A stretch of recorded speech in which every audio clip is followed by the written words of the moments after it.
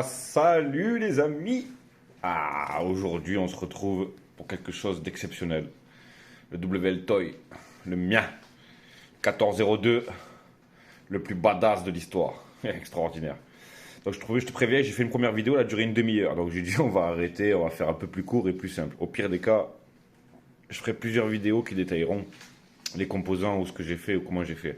Là, on va plus faire une vidéo juste pas dans les détails. Voilà, juste vite fait, on va regarder qu'est-ce que j'ai changé et qu'est-ce qui s'adapte ou pas dessus. Voilà, très simplement. Donc, le WL Toy purée qui est d'origine, clair et net. Donc, on a des roues Pioneer Louise, adaptées normalement pour un Traxxas. Ici, c'est la dimension, c'est exactement la même, juste elle est un peu plus haute. Le seul problème, c'était pour aller mettre des écrous en 3 là-bas dedans. Donc, j'ai fait une clé un peu spéciale. On l'a modifiée, hop.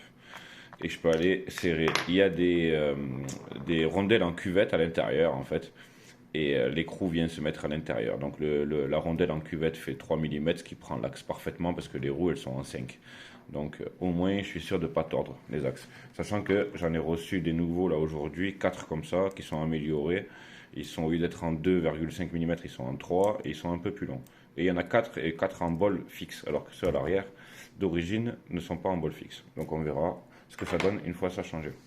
Donc, on voit dessus aussi qu'à part les pneus, donc bien sûr, monté, collé, tout reçu, impeccable. Le déport est à 0 au lieu d'être à la moitié pour les pneus d'origine. Donc, la largeur de la voiture est accrue. Il n'y a pas de problème là-dessus. Donc, j'ai installé une wheelie bar aussi. Une wheelie bar Traxxas. Je vous ferai une vidéo pour vous montrer comment exactement j'ai réussi à l'adapter à la voiture. Mais ça marche du tonnerre. Donc voilà, pour aller un peu plus loin, dans le truc, on va l'ouvrir. Hop, la coque, bien sûr. On va parler un petit peu, vite fait de la coque, vite fait. J'ai mis une TVL ici, une 1200, avec un transmetteur ici, un 600 milliwatts, je crois. L'antenne est derrière, elle est collée sur le côté, parce qu'entre la barre et le dessus, au moins, elle ne touche pas si la voiture vient se retourner, ce qui est, à mon avis, impossible, vu ce que j'en ai vu. Voilà, et j'en ai fait 2-3 tests, ça marche du tonnerre. Donc ça, bien sûr, branché avec un tout petit interrupteur ici pour l'allumer et l'éteindre en cas de besoin. Pas obligé qu'il s'allume à chaque fois que j'allume la voiture. Hop, on voit ça, c'est juste un support, hein, ne t'inquiète pas, ça n'a rien à voir. Mais il y a un écran, j'ai aussi les lunettes qui vont avec, comme ça je peux faire partager avec les gens. Franchement, ça marche super bien. Donc dessus, ce qu'il faut faire absolument, c'est les différentiels, les remplir d'huile. Là, on voit que j'ai le 5000.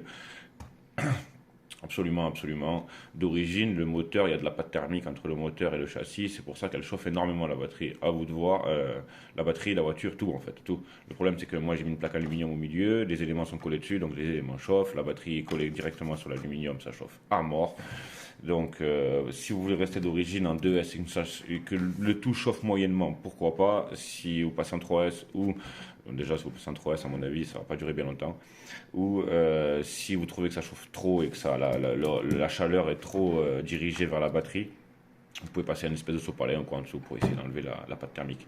Troisièmement, les roues à l'arrière, elles sont vraiment rentrées à l'intérieur. Il y a une petite plaque ici, il faut l'enlever en fait, tout simplement. Il y a un œillet en plastique, il faut le tourner et ça remet les axes. Je ne sais pas pourquoi d'origine, les axes à l'arrière, ils sont vraiment comme ça. Et alors qu'on peut très bien les mettre comme ça. Et là, on voit que maintenant, c'est parfaitement aligné, il n'y a aucun problème. Hop là, tu vas où toi, hein, tu vas où? Voilà, donc pour aller à l'intérieur, ça va être très vite vu aussi. Hein. Je vous ai dit, je vous ferai des vidéos un peu à côté pour aller un peu plus sur les éléments de modification. Là, je fais juste le tour. Donc, on voit que j'ai changé aussi les supports de la coque. Comme ça, la coque est plus haute et les éléments ne touchent pas, il n'y a aucun problème. Là, c'est des petites qui sont en dessous et je mets les grosses au-dessus, comme ça, les prises entre les quatre, ça bouge plus. J'ai fait la même chose à l'avant parce que ceux d'origine sont catastrophiques. Pendant un choc, j'ai cassé le pare-choc, donc j'en ai commandé un. Toujours, voilà. Et il est ici. Et là, on a celui de l'arrière ici, que je vous montrerai comment j'ai fait pour adapter la wheelie bar. Là, on a les supports d'amortisseur d'origine, comme on peut le voir, ça n'a plus rien à voir. Voilà. Et encore pire, celui de l'arrière. Alors, celui de l'arrière, c'est vraiment, c'est une grosse blague. Voilà. Là, c'est autre chose. Donc ça a été changé. Donc émetteur-récepteur à l'intérieur, c'est la X6 que j'ai eu en plus pour 25 balles, je crois, un truc comme ça. Le récepteur, lui, c'est X6 FG, voilà. Donc avec gyro dessus. Je pense qu'il y a assez de vidéos sur Internet, c'est pas de souci. Le seul truc que j'ai fait moi, bien entendu, c'est que j'ai adapté le cul de la télécommande pour pouvoir y mettre une 3500 en 2S spécial récepteur. J'ai changé la prise par une petite XT30, pardon, et au moins je peux l'enlever, la remettre et la recharger à tout moment. Ouais, ça marche super bien, je la trouve même moins lourde que celle avec des piles. Parce que celles qui sont vendues pour, en fait, elles viennent dans l'emplacement des piles et c'est une 1100, donc à mon avis, au bout de 2 batteries, il n'y a plus rien. Enfin, voilà. Nul. Donc, adapter, toujours. Il faut toujours adapter. À l'intérieur, qu'est-ce qu'il y a? Toujours ma plaque, hein, la même, elle est modifiée, comme ça, les batteries 3S, WL Toy, et j'ai l'autre aussi, la 2200 en 70C qui passe. Mais moi, je préfère celle-là, mieux répartie le poids, et elle tient mieux, et en plus, c'est du 45C, ça suffit largement, c'est pour le bateau à la base, c'est parfait.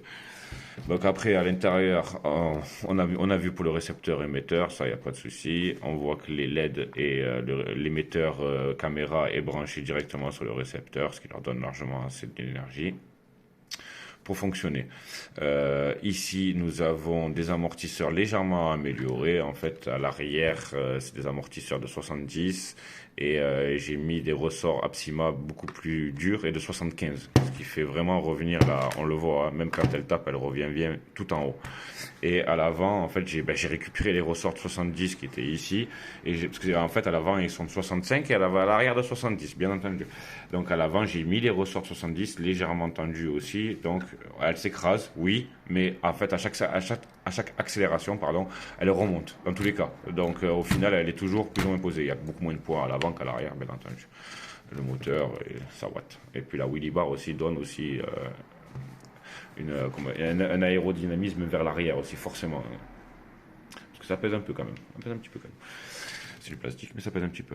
Donc après, on va rentrer vraiment le combo du truc de fou. Ah, j'ai kiffé. Là, je me suis fait vraiment plaisir. C'est un ESC, un combo ESC et moteur Hobby-Wing. Donc c'est le EZ Run. On a l'ESC ici, un 80A. EZ Run Max 10 G2. Et le moteur EZ3652 G3 en 4100 kV.